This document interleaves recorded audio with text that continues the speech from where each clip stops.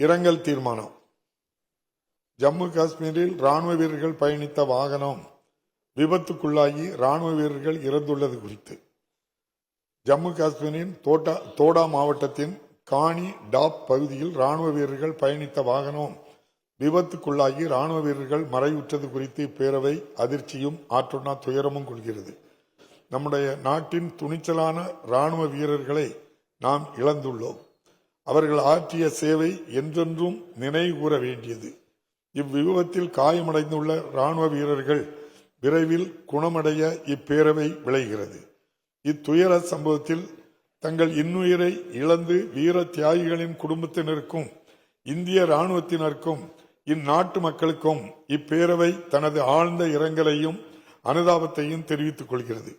இந்த இரங்கல் தீர்மானத்தை நிறைவேற்றும் முகத்தானும் மறைந்த வீர திருமகன்களுக்கு மரியாதை செலுத்தும் வகையிலும் மாண்புமிகு உறுப்பினர்கள் அனைவரும் எழுந்து நின்று 2 மணித்துளிகள் அமைதி காக்குமாறு கேட்டுக்கொள்கிறேன்.